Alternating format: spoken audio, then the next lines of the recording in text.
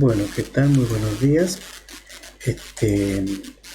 Vamos a comenzar a desarrollar la materia y en el día de la fecha vamos a hablar del tema 2. El tema 2 está conformado, como vemos en la transparencia, por las modificaciones gravídicas, el diagnóstico del embarazo y la exploración obstétrica, que son temas desde ya importantísimos para el normal desarrollo de la materia. Bueno, vamos a comenzar a hablar de las modificaciones gravídicas. Ustedes saben que con el embarazo se producen una serie de cambios en el orden ya sea anatómico y funcional, y estos cambios abarcan en mayor o en menor grado a todos los órganos y sistemas maternos. Estos cambios representan una respuesta del organismo materno, una respuesta de adaptación. Estos cambios se producen como resultado de la implantación del nuevo ser en el seno materno. Es importante destacar que los cambios que ocurren durante el embarazo son fisiológicos, normales, y la otra característica es que son transitorios, dura lo que dura un embarazo. Es importante establecer el embarazo. Sabemos que es una etapa de gran trascendencia en la vida de toda mujer. Se inicia con la fecundación y tiene una duración que va o que oscila entre los 266 días o 38 semanas o 280 días o 40 semanas. Este es en el caso, las 38 semanas, si tomamos como fecha la duración, la fecha que se produjo la fecundación, y 40 semanas si tomamos como punto de partida que el embarazo se inicia contando a partir de la fecha de la última menstruación. Entonces, en términos generales, la duración de un embarazo de término está en el orden de las 38 a 41 semanas y termina con el parto. Bien, habíamos hablado de la fecundación. Recordemos que la fecundación es un proceso fascinante y complejo que se produce cuando existe una fusión entre las células sexuales masculina y femenina, es decir, el óvulo con el espermatozoide, y el resultado de ese proceso tan maravilloso va a tener lugar a la formación del huevo cigoto. Es importante destacar que la fecundación tiene lugar en un sector de la trompa de falopio que se denomina ampolla tubárica. Entonces, son puntos, aspectos que tenemos que tener en cuenta y que pueden surgir algunas preguntas de examen. Bien, como resultado habíamos dicho de la fusión de las células sexuales masculina y femenina, va a dar lugar a la formación de una célula primitiva llamada huevo cigoto, la cual cuenta con un número de cromosomas de 46, 23 heredados por el padre y 23 heredados por la madre. Posterior al proceso de fusión, va a acontecer la división de las células. Esa célula en primer lugar se va a dividir en dos, como vemos acá en la figura, y a partir de que se divide esa célula pasan a denominarse blastómeras. Ese proceso de división de la célula recibe el nombre de segmentación o división. Esa célula se va a dividir en dos, primeramente, después en 4, en 6, en 8, hasta que el proceso de división es tal es que esa célula tiene la forma similar al fruto de la mora. Es por eso que recibe el nombre de mórula. La mórula se produce aproximadamente al tercer día posterior a la fecundación. Pero mientras se va produciendo ese proceso de división, ocurre otro proceso tan importante que es la migración, que es el desplazamiento del huevo cigoto, de la blastómera, de la mórula y del blastocito hacia la cavidad uterina para que ocurra luego la implantación. Aproximadamente al séptimo día, la mórula llega a la cavidad uterina y a partir de ese momento va a recibir el nombre de blastocisto. Ese blastocisto está conformado por dos grupos de células, un grupo de células externas grandes y un grupo de células internas que son más pequeñas. En el caso de las células externas reciben el nombre de trofoblasto, que va a ser el futuro, la futura placenta, y las células internas reciben el nombre de embrioblasto, a partir del cual se van a formar el futuro embrión.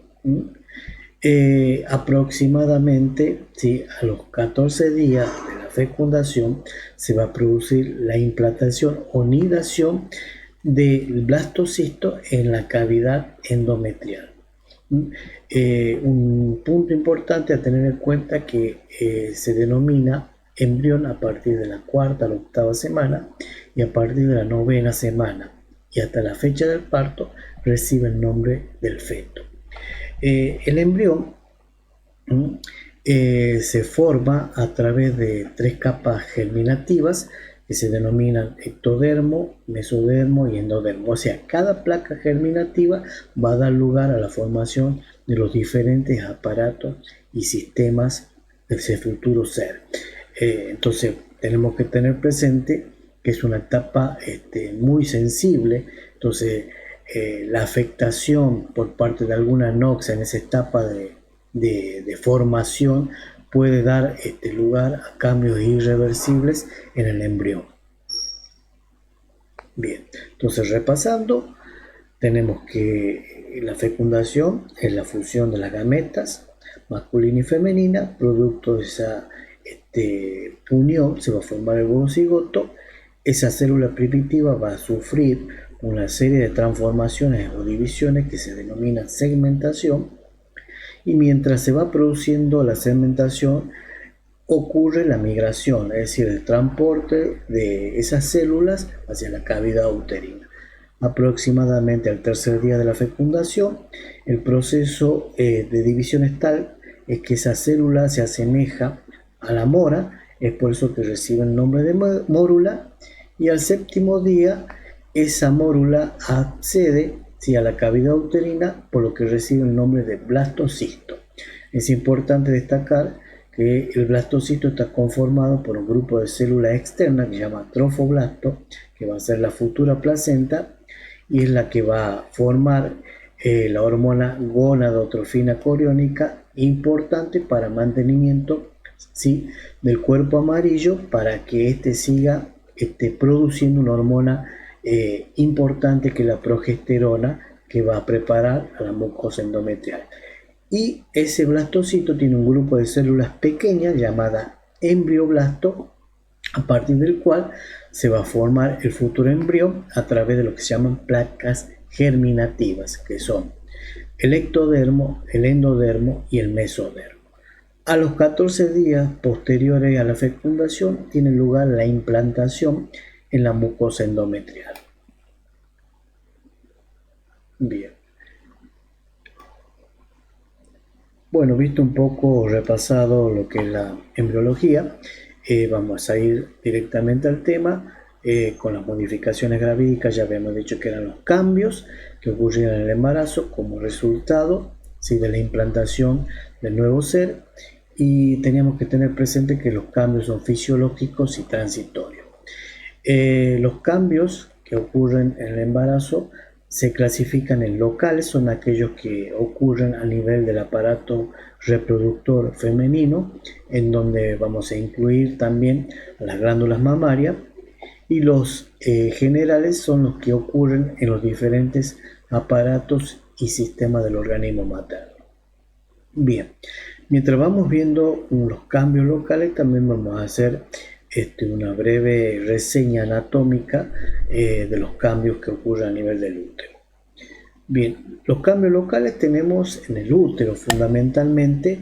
Recordemos que el útero se encuentra ubicado en la cavidad uterina, entre la vejiga y el recto.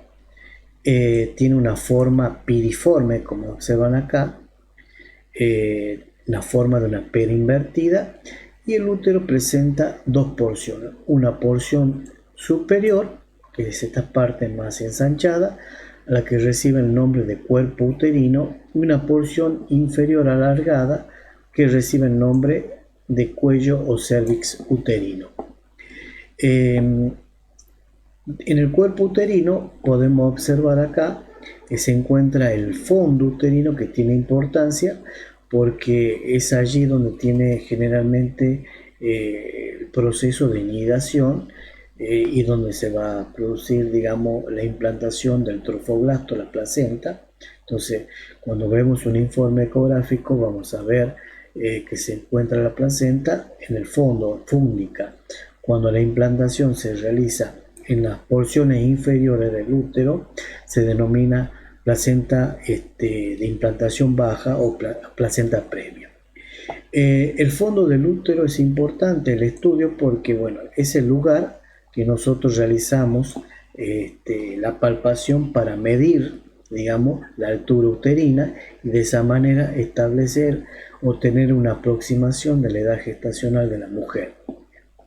Y también en el fondo uterino se encuentran los cuernos uterinos, que es el punto de partida, como vemos acá, de las trompas de Falopio.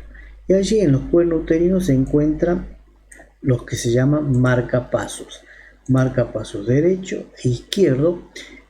A partir de estos marcapasos se inician las contracciones, por lo que las contracciones, como vemos por su posición, tienen un carácter descendente.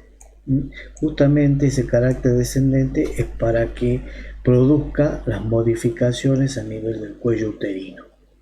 Las medidas, ¿sí?, del útero van a depender de la edad de la mujer, como así también de la paridad.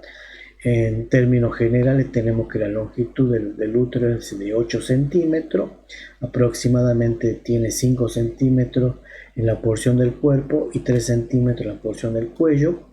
Las medidas antero-posteriores aproximadamente son aproximadamente de 3 centímetros. Y acá vemos la vista frontal, ¿sí?, del útero, y esta sería una vista lateral. Bien, otro aspecto importante a tener en cuenta en el útero, que habíamos dicho que fuera del embarazo el útero presenta dos porciones. La porción superior, que se llama cuerpo, y una porción inferior que se denomina cuello. Justamente con el embarazo se va a formar a partir de las 14 a 16 semanas una zona intermedia que se encuentra entre el cuerpo y el cuello y que recibe el nombre, como vemos acá, de segmento inferior. Ya vamos a ver cuál es la finalidad más adelante del segmento inferior. Bueno, acá tenemos el cuerpo, la porción superior, que habíamos dicho que era el fondo del útero. Importante tener en cuenta, ¿sí?, dónde encuentra el fondo del útero, porque a través de la ubicación del fondo uterino podemos tener una estimación de la edad gestacional, como así también nos sirve como punto de referencia para realizar la medición de la altura uterina. El cuerpo del útero presenta tres capas: una capa externa peritoneal, que se llama parametrio o perimetrio, una capa gruesa muscular denominada miometrio y una capa interna de mucosa denominada endometrio. La capa media, la capa muscular, es importante porque allí se encuentran las fibras musculares que tienen diferentes sentidos. Así tenemos la capa externa y la capa interna. Las fibras musculares tienen un sentido longitudinal, mientras que la capa media, que se llama plexiforme, es la más importante porque a través de esa capa pasan los vasos uterinos, y esta capa plexiforme juega un papel importante después de la expulsión de la placenta, porque esa capa plexiforme, la disposición, como vemos acá, de la fibra en sentido longitudinal y en forma de red.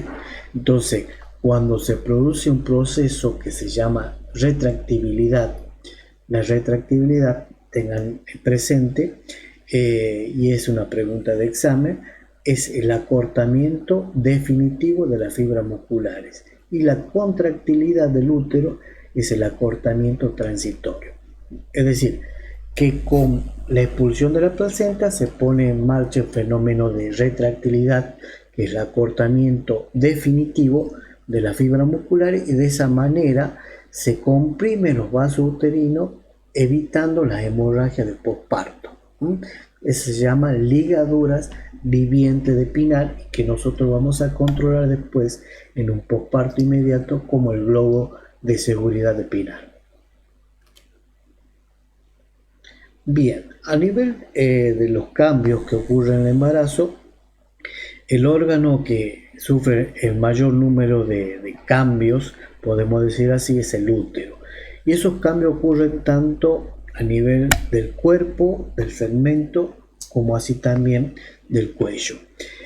A nivel del cuerpo hay un incremento notable, ¿sí?, del tamaño, como resultado de lo que se llama hiperplasia e hipertrofia. Es decir, hay un aumento tanto del tamaño como del volumen, y ese aumento se debe fundamentalmente a dos fenómenos. A uno que llamamos fenómeno mecánico, que es el crecimiento normal del feto dentro del útero, que va a tener un crecimiento primero antero-posterior y después un crecimiento longitudinal, y a un factor hormonal. También hay hormonas como los estrógenos que producen la elongación de las fibras uterinas. Entonces, ese es uno de los cambios importantes. Cambia el tamaño.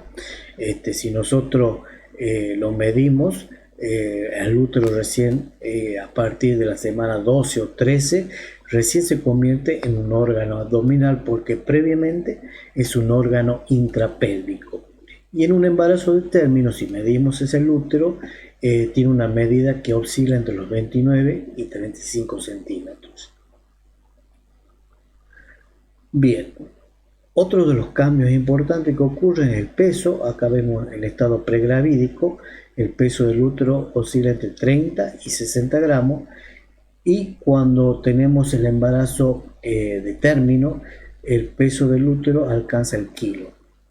La capacidad es otro de los cambios significativos que ocurren durante el embarazo. Antes del embarazo, la capacidad del útero es 10 mililitros. En cambio, miren, notablemente aumenta esa capacidad, y en un embarazo de término es de 5 litros. La forma también cambia.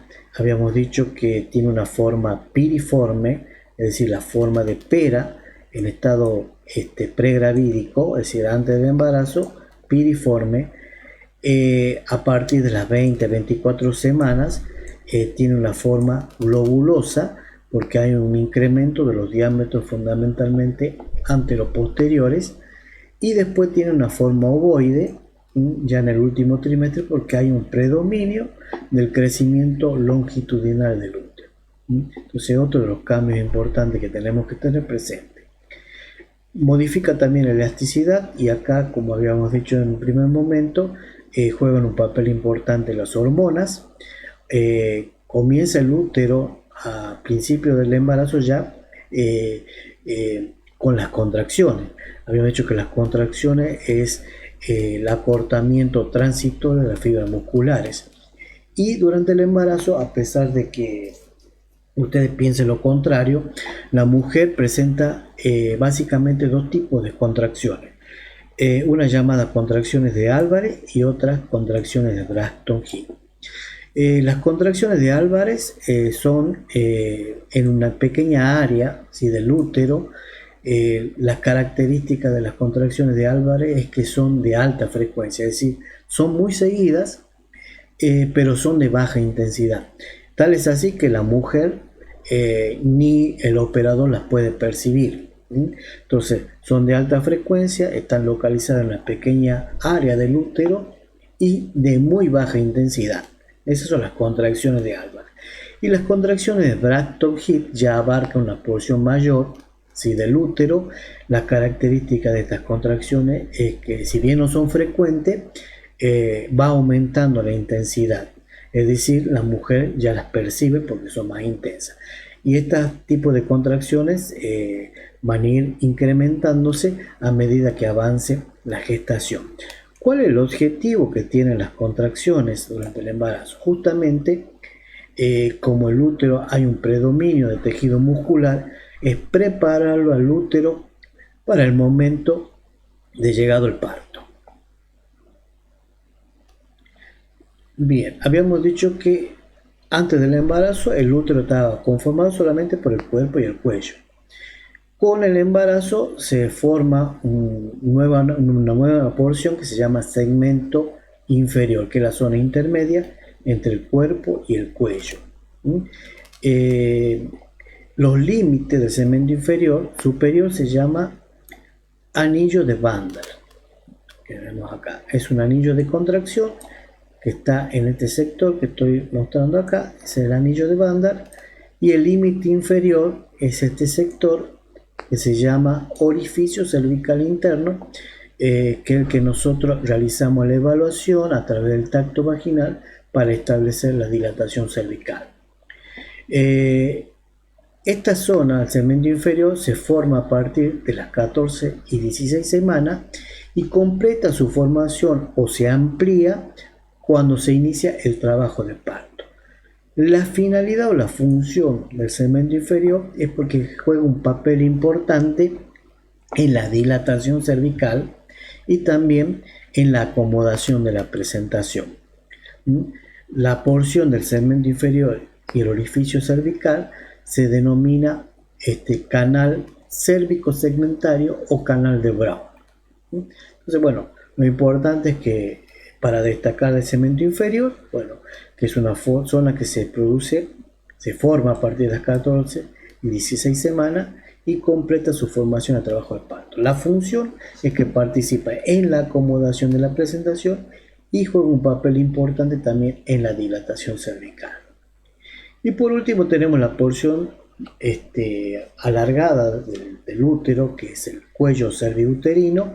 Esta porción del útero también hay una serie de cambios, como por ejemplo el color, ¿sí? El color del cuello fuera del embarazo es una tonalidad rojiza, y con el embarazo, por la acción hormonal y por la compresión del útero gravídico, adquiere una coloración azul cianótica, que es un signo de probabilidad de embarazo que se denomina signo de Chadwick. Otro de los cambios que ocurren es la consistencia, ¿sí? También se ve modificada. Fuera del embarazo, la consistencia del cuello del útero es firme, duro, y con el embarazo, por la acción hormonal, adquiere una consistencia blanda. Para tener una comparación de la consistencia del cuello del útero fuera del embarazo, si nosotros nos tocamos los labios, esa sería la consistencia que tiene fuera del embarazo. Y en el embarazo la consistencia sería como si nos palpásemos la punta de la nariz, firme, dura. Otro de los cambios es la posición del cuello. Eso se va a ir modificando cuando generalmente se inicia un trabajo de parto. En un primer momento la posición es posterior, es decir, el cuello está orientado hacia el sacro. Después, con el inicio de las contracciones, se va haciendo intermedia, y anterior es cuando ya está con una dilatación completa, tiene el mismo eje que tiene, ¿sí?, el eje de la vagina. La forma del cuello del útero va a depender, ¿sí?, de la paridad. En una primigesta, ¿sí?, el cuello del útero tiene forma de uso. Uso sería esto, que es una forma, digamos, similar a la forma de un tambor. Y en cambio, en una multípara tiene la forma de apagavelas. Entonces acá, esto que habíamos dicho es el orificio cervical interno y este es el orificio cervical externo. Entonces en una multípara, después de un parto no vuelve a su morfología primitiva, porque el orificio cervical externo queda entreabierto y le da esa figura de campana que se llama cuello de apagavela. Recuerden que acá el que está en contacto con la cavidad uterina se denomina orificio cervical interno. Orificio cervical interno sería esto, y el que está en contacto con la vagina se llama orificio cervical externo.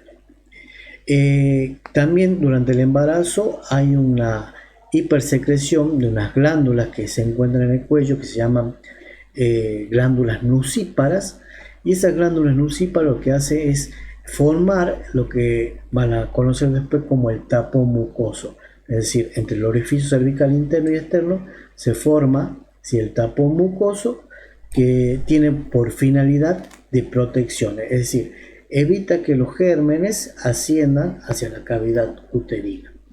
Bueno, y acá vemos, si nosotros colocamos un espéculo para visualizar la forma del orificio cervical externo, acá vamos a ver en la figura A, corresponde a un orificio cervical externo en una paciente multípara. Entonces la característica es que está rasgado transversalmente.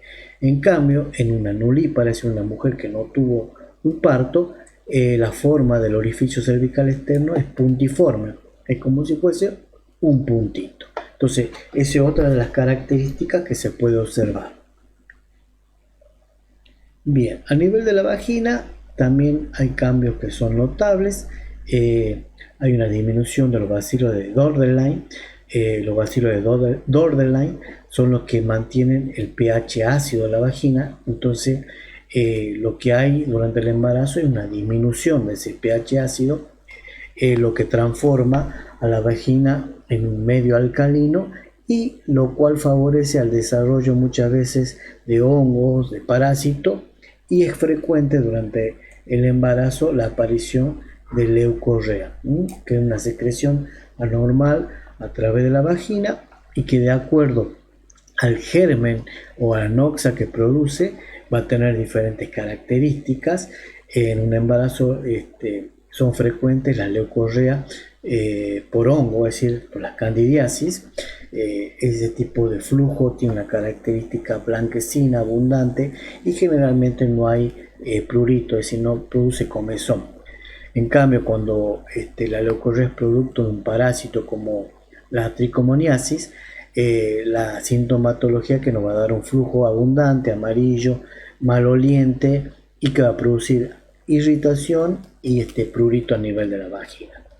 Bueno, entonces es importante destacar que al modificarse el pH de la vagina es frecuente la aparición de leucorrea, la cual debe ser tratada, porque toda infección, llámese una infección urinaria, una infección por parásitos, eso va a producir una reacción inflamatoria a nivel del organismo, lo que va a liberar prostaglandina, y las prostaglandinas lo que van a hacer es madurar el cuello y producir contracciones uterinas antes del tiempo. Entonces es importante el tratamiento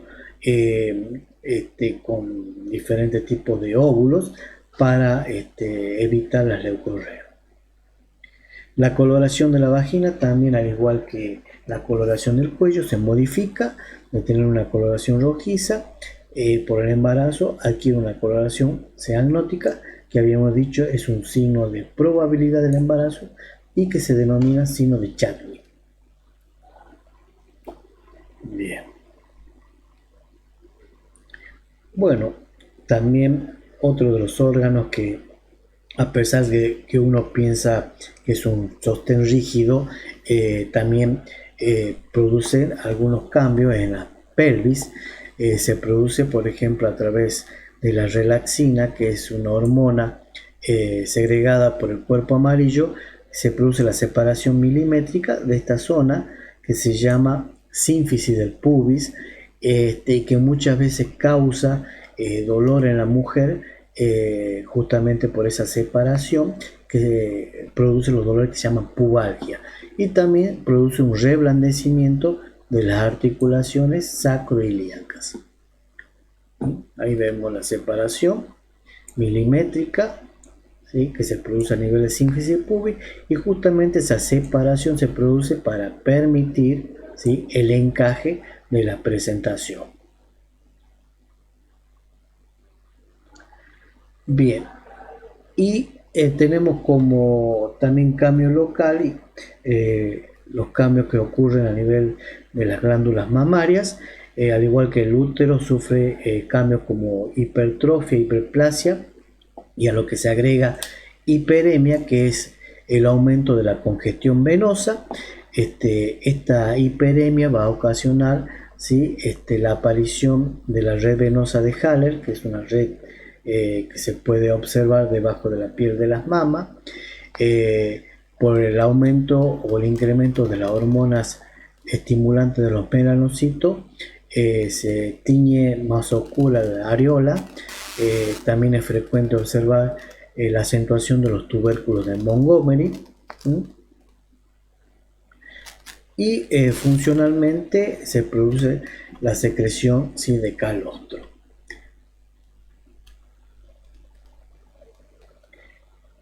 Bien, y ahora vamos a ver algunos, porque son muchísimos, algunos de los cambios que ocurren en los diferentes aparatos y sistemas maternos. Y dentro de esos cambios generales tenemos el peso. Una de las principales preocupaciones del embarazo es el peso.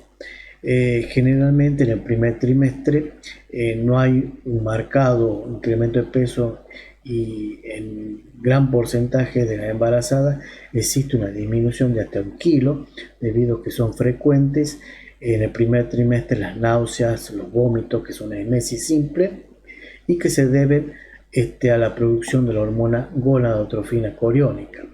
El incremento de peso materno es aproximadamente un 20% del peso inicial, es decir, que el incremento de peso en el embarazo de término oscila entre 9 y 11 kilogramos aproximadamente. El incremento de peso se debe, bueno, al feto, a la placenta, al líquido amniótico, al útero, que habíamos dicho que un embarazo de término aumenta 1 kilo, a las mamas también. Podemos decir que el incremento en el embarazo de término es 1 kilo, al líquido extracelular, y la mitad del incremento de peso materno corresponde a la retención de líquidos. En la fisiología de la retención de líquidos se debe a que hay una mayor secreción de estrógenos que retienen líquido, y también en el embarazo, debido a que hay nuevos órganos, como el feto, la placenta, y en su formación lo que hace el organismo materno es incorporar líquidos. Bueno, acá vemos en la figura más o menos el incremento de peso en el embarazo de término, volumen sanguíneo, líquido retenido, útero, placenta, grasa, líquido amniótico, feto. Es decir, que en términos generales el incremento de peso materno en un embarazo de término está entre los 9 y 11 kilogramos. A nivel de la piel también hay cambios importantes. Hay un aumento de la secreción de la hormona que se llama estimulante de los melanocitos. Es por eso que van a ver embarazadas, sobre todo de aquella piel morena, la aparición de manchas o máscara del embarazo, que se llama cloasma gravídico. Son una marca que aparece a nivel de los pómulos, alas de la nariz y en las mejillas. Estas aparecen sobre todo en la embarazada de piel morena, y generalmente desaparecen después del parto, aunque un 30% de estas manchas pueden ser permanentes. También a nivel de la piel son frecuentes las estrías. Justamente se produce por la elongación, el estiramiento de la piel. Las estrías tienen una coloración diferente. Por ejemplo, una primigesta tiene una coloración rosada, en cambio en las multíparas son más bien oscuras, son de un color nacarado. Acá vemos una línea alba o línea media del abdomen, que también sufre ese proceso de hiperpigmentación. También a nivel de la piel son frecuentes los angiomas aracniformes o arañas vasculares, que podemos ver acá en la confluencia de pequeños capilares, generalmente en las zonas que están drenadas por la vena cava superior, es decir, que son frecuentes a nivel de las mamas, a nivel del cuello. También, al igual que la estría, juegan un papel importante las hormonas, y generalmente las arañas vasculares desaparecen, ¿sí?, en el puerperio.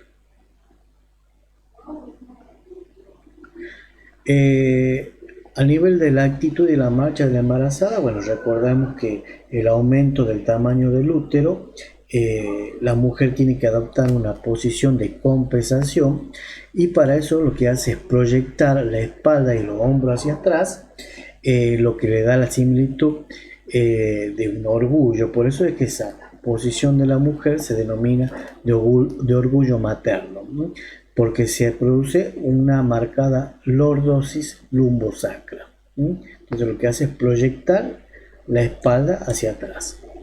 En cuanto a la marcha, se torna, sobre todo en el último trimestre, una marcha que es pesada, con cierto balanceo. Es por eso que a la marcha de la embarazada, al andar, se le denomina marcha del pato.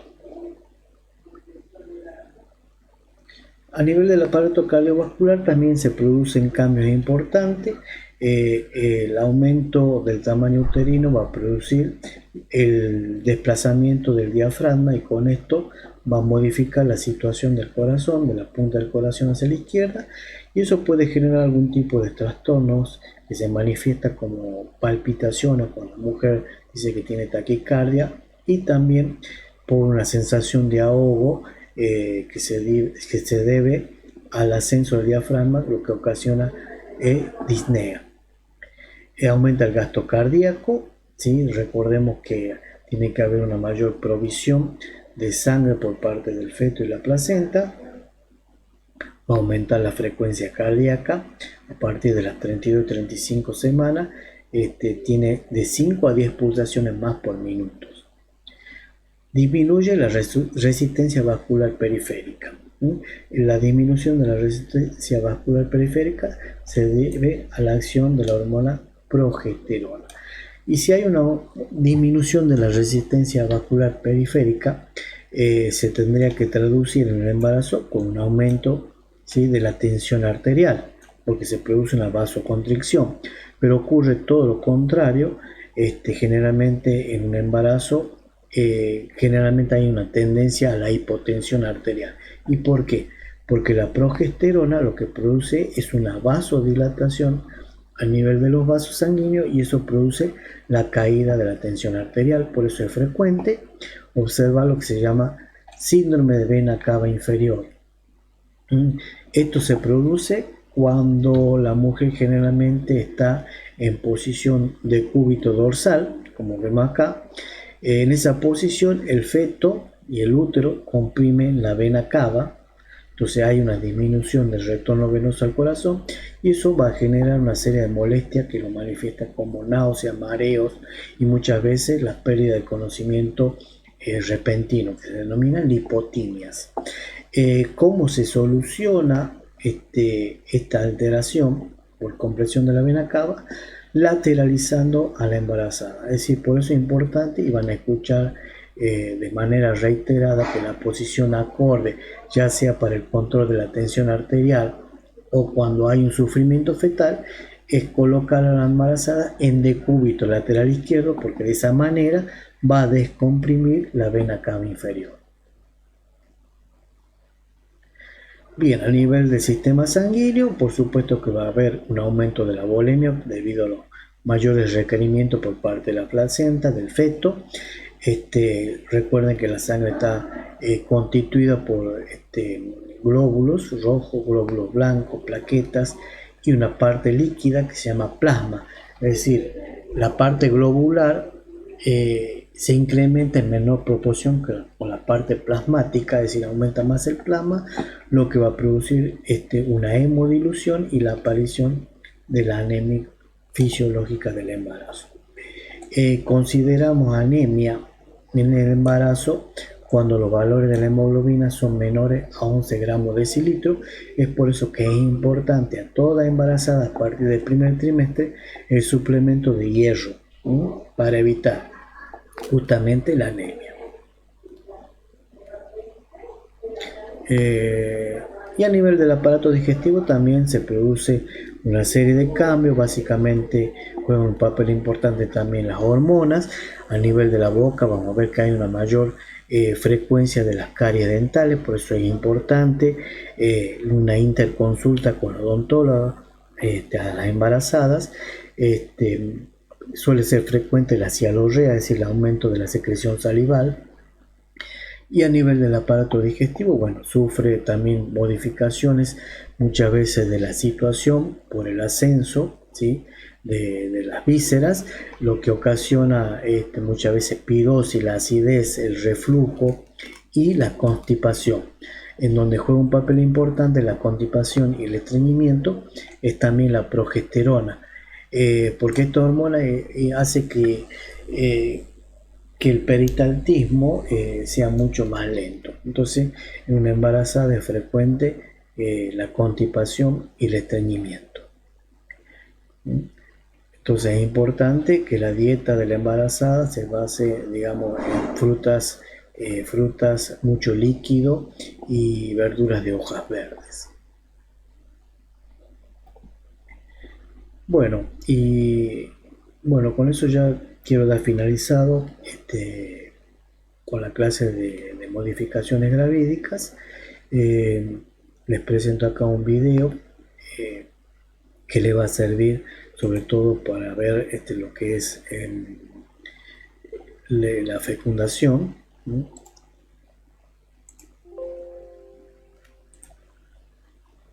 La fecundación, bueno, y con eso nos despedimos.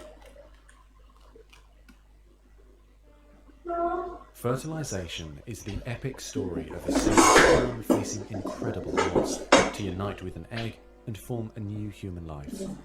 It is the story of all of us.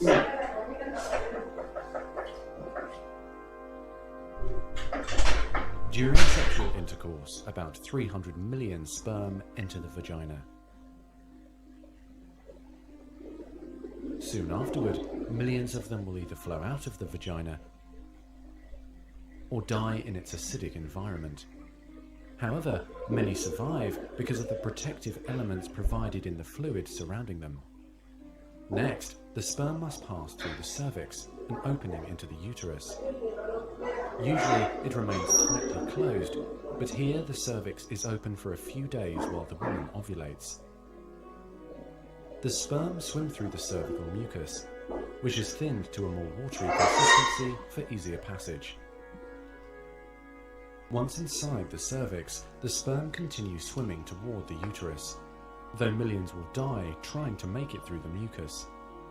Some sperm remain behind, caught in the folds of the cervix, but they may later continue the journey as a backup to the first group. Inside the uterus, muscular uterine contractions assist the sperm on their journey toward the egg. However, resident cells from the woman's immune system, mistaking the sperm for foreign invaders, destroy thousands more.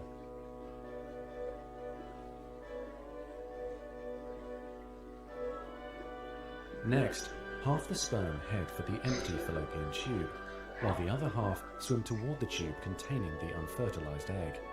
Now, only a few thousand remain. Inside the fallopian tube, tiny cilia push the egg toward the uterus. To continue, the sperm must surge against this motion to reach the egg. Some sperm get trapped in the cilia and die. During this part of the journey, chemicals in the reproductive tract cause the membranes covering the heads of the sperm to change. As a result, the sperm become hyperactive, swimming harder and faster toward their destination. At long last, the sperm reach the egg. Only a few dozen of the original 300 million sperm remain. The egg is covered with a layer of cells called the corona radiata. The sperm must push through this layer to reach the outer layer of the egg, the zona pellucida. When sperm reach the zona pellucida, they attach to specialized sperm receptors on the surface, which triggers their acrosomes to release digestive enzymes, enabling the sperm to burrow into the layer. Inside the zona pellucida is a narrow, fluid-filled space just outside the egg cell membrane. The first sperm to make contact will fertilize the egg. After a perilous journey and against incredible odds, a single sperm attaches to the egg cell membrane. Within a few minutes, their outer membranes fuse and the egg pulls the sperm inside. This event causes changes in the egg membrane that prevent other sperm from attaching to it.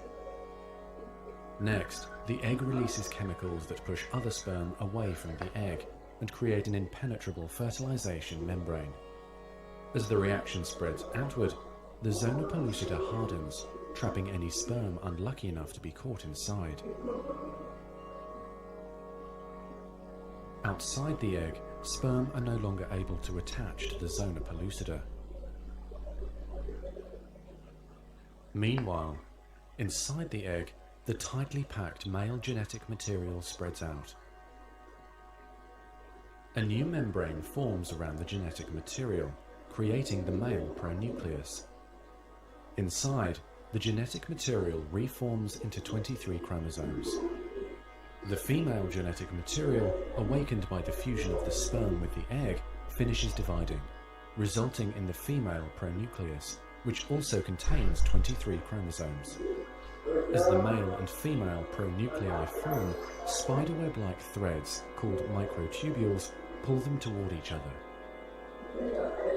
The two sets of chromosomes join together, completing the process of fertilization.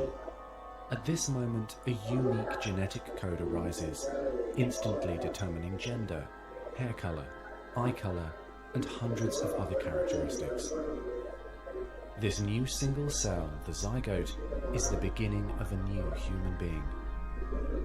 And now the cilia in the fallopian tube gently sweep the zygote toward the uterus, where he or she will implant in the rich uterine lining, growing and maturing for the next 9 months until ready for birth.